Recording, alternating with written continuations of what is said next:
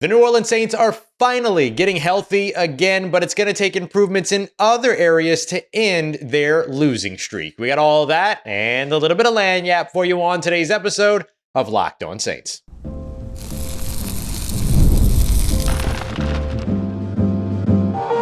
You are Locked On Saints, your daily New Orleans Saints podcast, part of the Locked On Podcast Network, your team every day.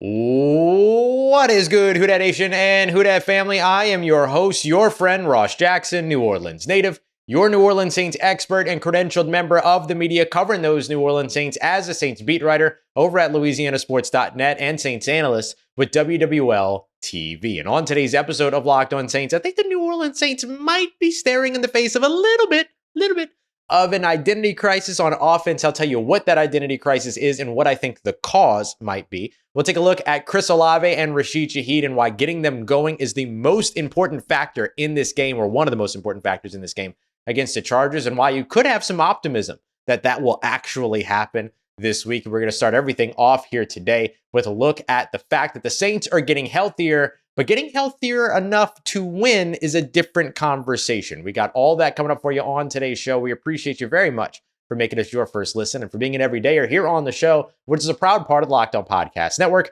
your team every day. Today's episode brought to you by our friends over at PrizePicks. Go to prizepicks.com/LockedOnNFL and use promo code in all lowercase LockedOnNFL to get $50 instantly when you play your first $5 lineup. The New Orleans Saints are finally starting to get healthy with only 3 players not participating in Wednesday's practice. Several key players elevated and upgraded this week, but healthy might not be enough, right? They still have to make some improvements in other areas, but health was a very important area for them to improve upon. So let's start there. The New Orleans Saints are getting healthy back in kind of relative to their active roster is really the thing that we're talking about here. Of course, still some key players in injured reserve. We'll highlight them here in just a moment, but tight end Taysom Hill, star wide receiver Chris Olave, and of course, tight end Taysom Hill does more than just play tight end. He does everything on offense. One of their most kind of electrifying players on the team. Star wide receiver Chris Olave, interior offensive lineman Cesar Ruiz and Lucas Patrick, as well as getting over on the defensive side, short tackle guy on their second level, linebacker Pete Werner, and defensive tackle Colin Saunders back. So you see boost on the offensive line, boost on the skill positions, boost in the run game as well as in the receiving game in that area. And then, of course, boost on the defensive side of the football, particularly within the front 7. Now, that doesn't do much for the Saints when it comes to players that are on injured reserve, right? Eric McCoy, their starting center and their best offensive lineman. Safety, Will Harris, who's one of their best communicators on defense, one of their best tacklers on defense as well. He's 2 games into his at least 4-game injured reserve stint. And then, of course, starting cornerback Paulson Adebo is done for the season with a broken femur. All those players, though, are players that the Saints have been navigating without here over the course of the past few games, and there are ways for them to overcome that. But getting certain players back, like Taysom Hill, like Chris Olave, like their offensive linemen, they're all really important. All really, really important for the New Orleans Saints. So from an active roster standpoint, we're seeing the team finally get better. Now, they did have one midweek downgrade because the midweek injuries just don't seem to go away for New Orleans. This one at least wasn't an injury that was brand new. This one was instead just somebody that was downgraded, and that was wide receiver Cedric Wilson Jr., who was downgraded from limited with a hip injury to not participating with a knee injury. So trending in the wrong direction for him. Guys like Taysom Hill, Chris Olave, and others all elevated to full participation. So good news for all of them. So what do the Saints do if they don't have Cedric Wilson Jr.? Well, it's a good thing for them that they just signed Marquez Valdez-Scantling, who would come in and be able to kind of help serve as the other wide receiver opposite their star in Chris Olave. I have it on pretty good authority that the Saints will probably be using a lot of 2 and 3 tight end sets, but because of the fact that Cedric Wilson Jr. will be out, that does elevate opportunities for rookie wide receivers like Bub Means, as well as Mason Tipton to continue to contribute in their 3 wide receiver sets. But I do think you're going to see a lot of 2 tight end, 3 tight end type sets, especially with Taysom Hill back this Sunday, as the expectation is that he will be back after being a full participant on Thursday's practice. By the way, when it comes to Marquez Valdez-Scantling, did you know that he has the highest 20 plus yard target percentage since 2018. That's the highest out of 122 qualifying wide receivers over 100 targets or 100 such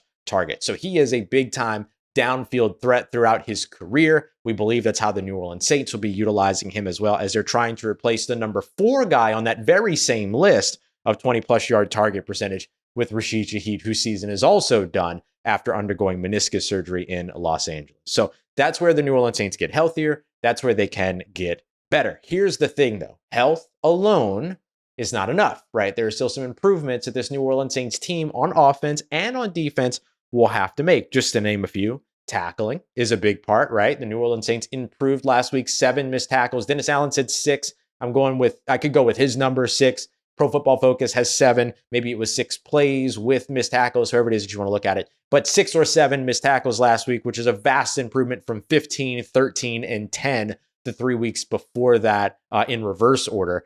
So it was a good thing to see that number come down. Hopefully the New Orleans Saints will be able to keep that number down going up against Los Angeles. The Saints have allowed the second most yards after catch in the NFL so far this season. They're going up against a team, though, on offense that don't get a lot of yards after catch, but do well in yards after contact for their running back. So that's going to be where the missed tackles really kind of come in, as well as lane integrity and lane discipline and eye discipline and all the other things that have kind of impacted the Saints when it comes to their run defense. That's the other place where you want to see them get better. It's not just the conversation of tackling when it comes to their run defense. The Saints defensive line tends to get blown off the line of scrimmage by opposing offensive lines. We've seen that for the past 3 seasons, I think, pretty consistently.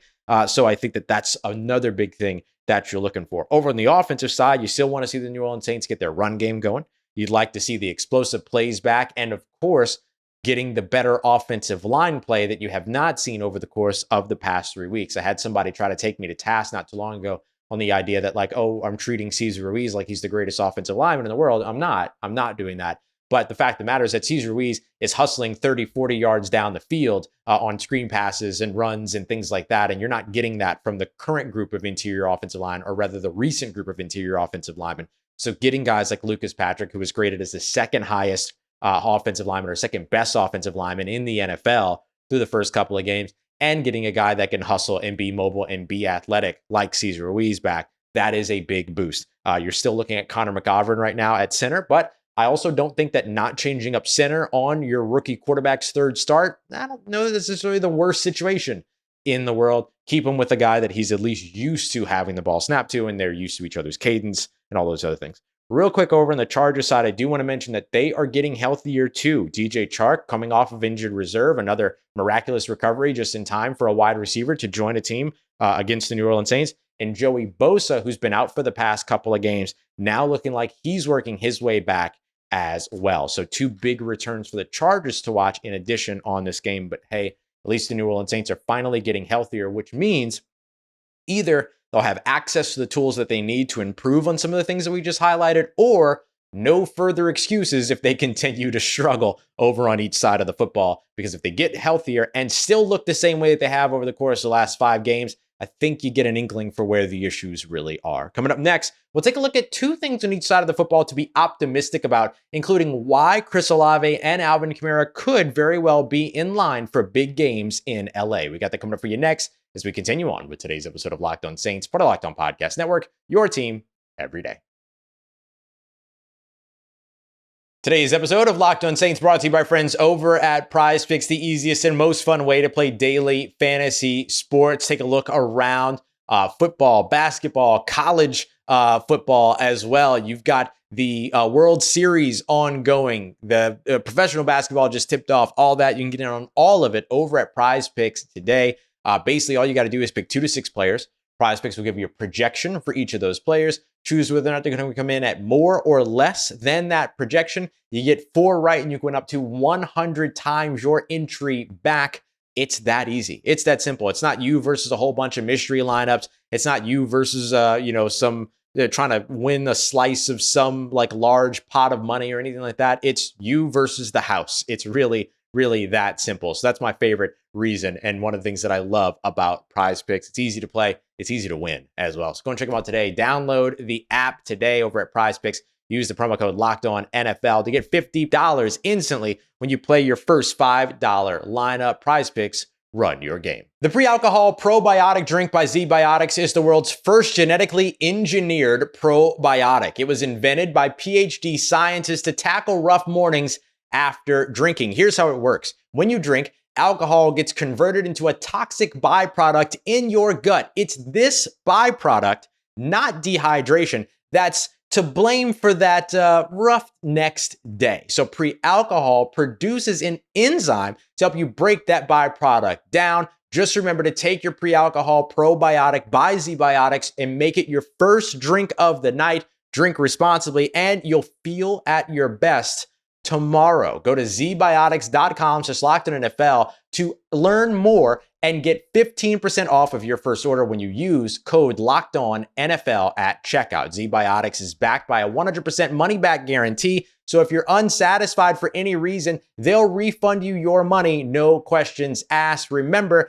head to zbiotics.com/LockedOnNFL and use code LockedOnNFL at checkout for 15% off.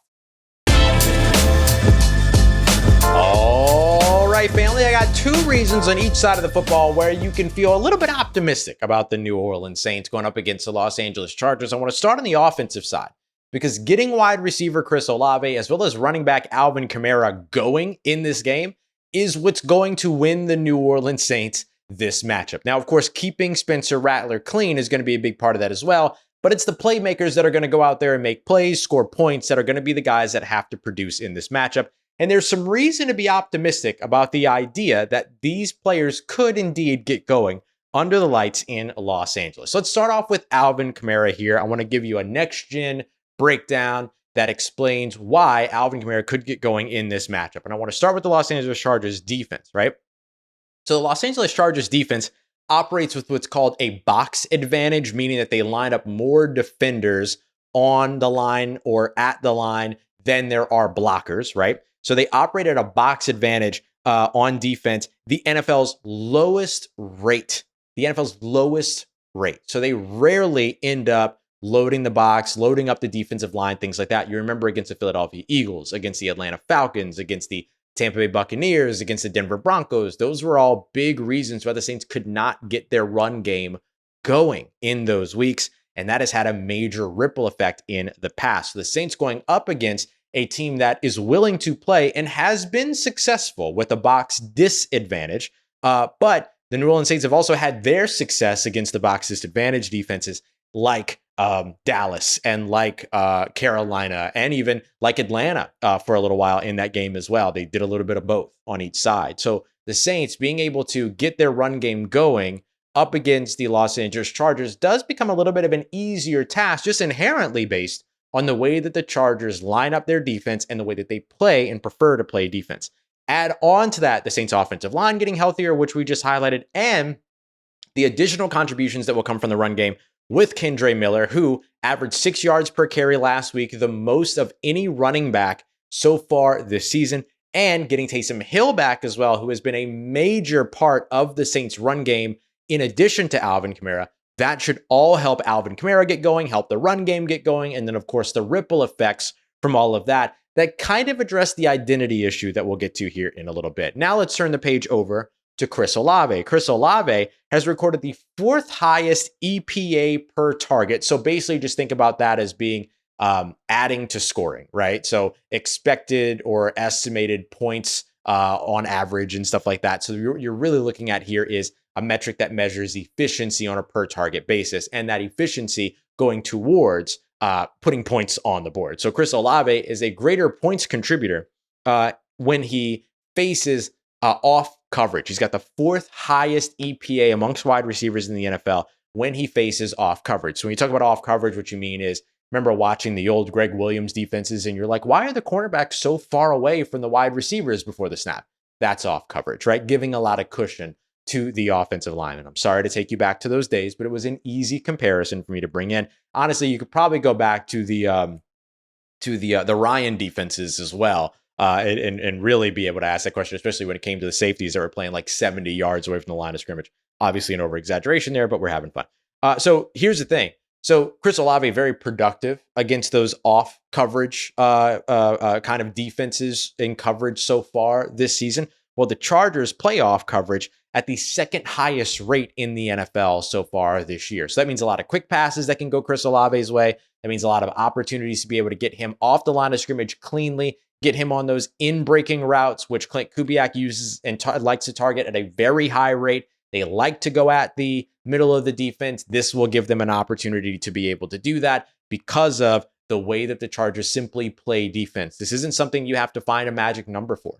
Neither of these are things that you have to sort of figure out the perfect formula or the perfect attack. These are just simply things that the Los Angeles Chargers defense does that you're now able to set your offense up to take advantage of or to attack. So these aren't, those types of things. These are right there. So getting those opportunities and being able to be opportunistic, take advantage of those opportunities should be able to help guys like Chris Olave and Alvin Kamara really get going in this game, which again, second to keeping Spencer Rattler clean, is going to be the most important part of this matchup. Let's flip over to the defensive side here. 2 reasons to be optimistic over on defense. The first of which is that the Chargers have allowed the 3rd highest pressure rate on offense in the NFL.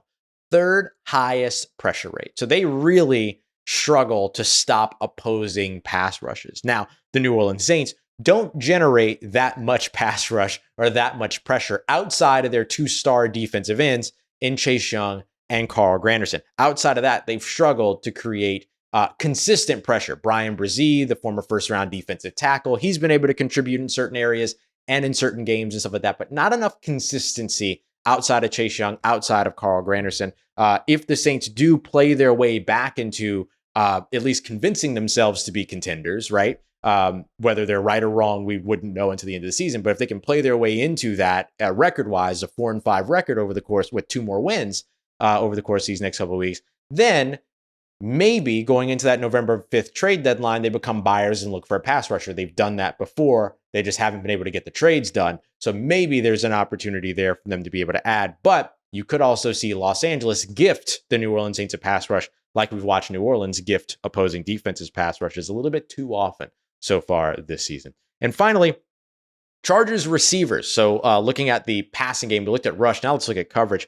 Chargers receivers have the 4th lowest catch rate in the NFL when facing press man coverage so far this season. On the flip side of that, the New Orleans Saints play press man coverage at the 6th highest rate in the NFL. So this is a great matchup for the New Orleans Saints going up against not only receivers that struggle against press coverage, but also Darius Davis has been out of practice for the first couple of days. That's 1 receiver down. Ladd McConkey has not practiced so far this week, the star rookie receiver. He hasn't been a part of it. Quentin Johnston, the big 1st-round wide receiver they got a couple years ago, who has not really lived up to his draft pedigree just yet, or draft position just yet, he's been out of practice so far. So really, the top wide receiver that you're going to see for the Los Angeles Chargers is DJ Chark, who brings legitimate speed, who brings a legitimate deep threat, but who the New Orleans Saints are also familiar with. He played in Carolina last year. So the Saints could be in a situation here to where their press man coverage, which they play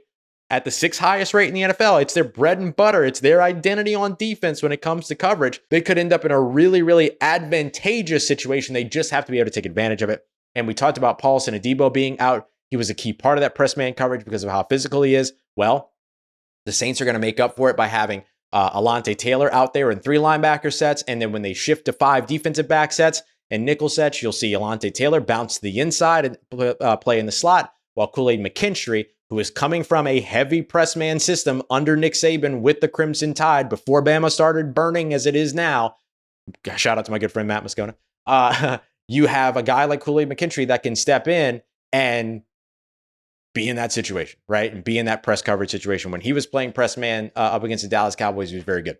Very good. So I think you're going to see that again here this week. So good, nice, advantageous situations that simply set the table for the New Orleans Saints. Doesn't mean that all these things are going to fall their way and that every dice is going to roll a 7 here, or 7 or 11. But it does put the New Orleans Saints in position to be able to take advantage of these opportunistic situations and these opportunistic scheme matchups. Let's see if they can do it. Coming up next, let's take a look at the things that are cause for concern, including a potential identity crisis on offense. We got that coming up for you next as we continue on with today's episode of Locked On Saints, part of Locked On Podcast Network, your team every day.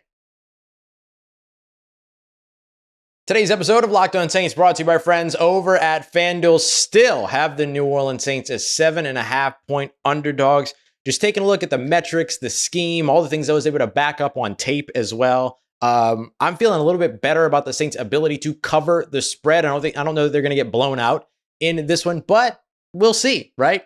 We'll see what happens. The Saints and Chargers are also set for a point total now at 40.5 points. So that has now been bet up big times. Maybe you think they come in under that. Maybe you think they come in on top of that. You can dive into all that and much more over at FanDuel today, including, of course, the NBA and all the great stuff they've got going on all around the NBA season, which is now finally underway as well. So go and check them out today. You'll get started with $200 in bonus bets guaranteed when you place your first $5 bet. And on top of that, if you want to check out latest stats, play-by-play scores, stuff like that, you can find all that in the FanDuel app as well. I tried using the other app the other night, and it said that the Pelicans game with the Bulls was tied up at 0-0 all the way through the third quarter. It was absolutely maddening. So I went over to FanDuel, no issues. Plus $200 in bonus bets for new customers when you place your first $5 bet. Doesn't get any better than that. FanDuel.com.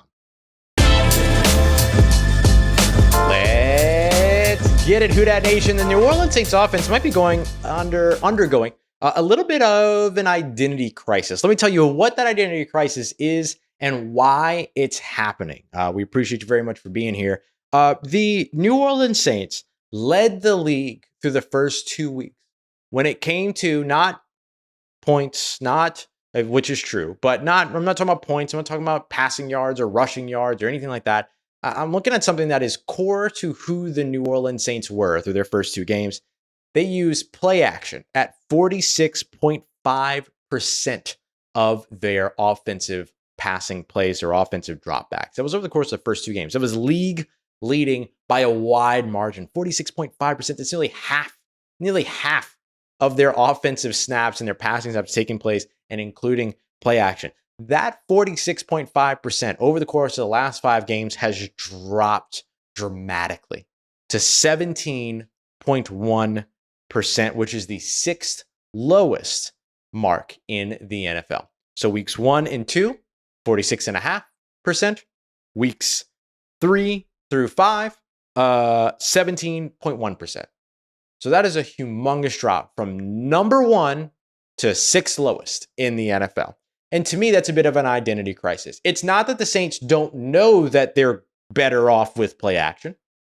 It's that they have not been able to utilize play action, right? So is it a full-on situation where the Saints no longer know what's good for them? No, I don't think that it's that. But I think that the obvious answer here in terms of the why behind all of it is the lack of their run game. The New Orleans Saints, through the first 2 weeks, had the 3rd most rushing yards combined week 1 and week 2. They're now 26th in the NFL since week 3. Yikes. That's a big drop. Serious drop. And that almost perfectly correlates with what the New Orleans Saints have not been able to do, which is incorporate play action on a steady pace over the course of their 5-game losing streak. So the identity crisis is that the Saints don't have a counter punch when they can't get their run game going. We've been talking about this for weeks, right? When the run game can't get going, they're not able to put points on the board. They struggle to use play action. That eliminates their ability to create explosive plays because the majority of their explosive plays were created off of play action. All of those pieces are all encompassing when they cannot get their run game going. So that to me is massive. And the identity crisis of it all is that when they get one, albeit very important area, right? The run game is important, but when you get one thing taken away from your team, all of a sudden you can't put together a second punch, a second attack, right? So you have to have that. So that's why I think the New Orleans Saints are experiencing a little bit of an identity crisis over on offense, but it's not something that is hard to diagnose, as we just did here. And therefore, it's not something that's hard to game plan for either, right? You just have to figure out what that next thing is, or fix it by getting your run game going, getting a healthier offensive line, getting a healthy Kendre Miller, getting a happy Alvin Kamara, not that he was ever not happy. The guy was running his butt off and giving effort no matter what, even all throughout the 5-game losing streak. And of course, a healthy Taysom Hill back. I think those things will certainly contribute to getting that running game going, but then you've got to be able to take advantage of it, right? It's the same thing we talked about in that last piece where we're going through the things you can feel optimistic about is that, hey, here's some advantageous situations, but can you take advantage of those advantageous situations by improving your play in those areas? That's what the New Orleans Saints are going to have to do in this game.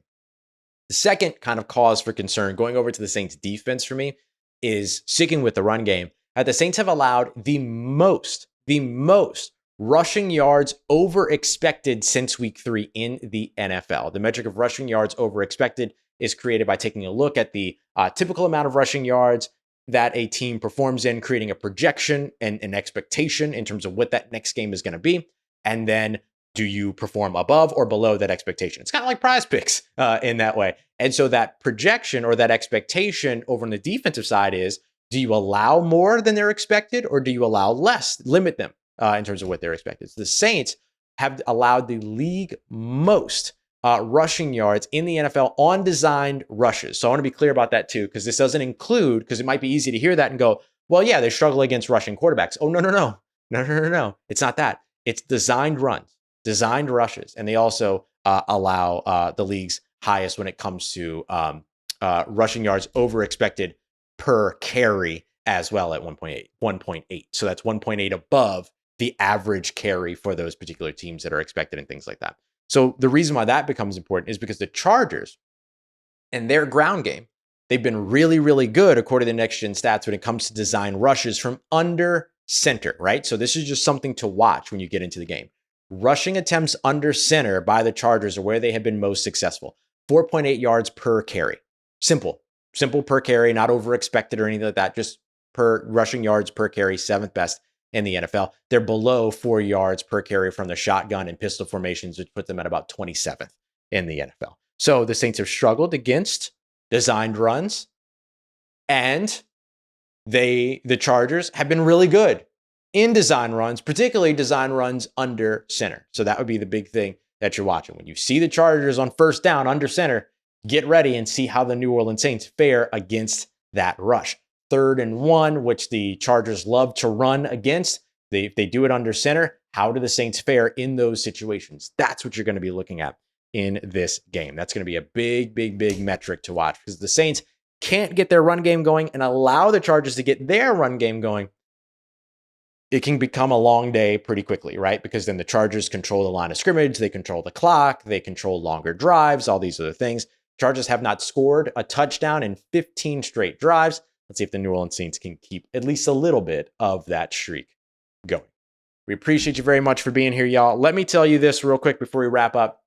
Some exciting news, this is, at least I think so. I'm not going to be making the trip to Los Angeles this weekend, but I promise it's for good reason. I'll actually be hosting the New Orleans Saints pregame and postgame shows. So you'll be able to find me pregame on the Saints YouTube page, on all their social media accounts, on the website, and postgame as well, where I'm, look, I told them I got to be honest about where this team is. All right. So they know I'm going to be honest. And then we'll have our live show as well after that here to get you all caught up with everything postgame as well. But it's an exciting thing. I'm really excited to do it. I appreciate the New Orleans Saints for thinking of me for it. And I'm very much looking forward to it. So I'll be seeing you over there after the game, before the game, all that kind of stuff. So that's the reason why you won't see me on the field at SoFi Stadium after that matchup. But I'll be back home and doing a live show pretty quickly after we wrap up the post-game show for the Saints. So make sure you come and check that out.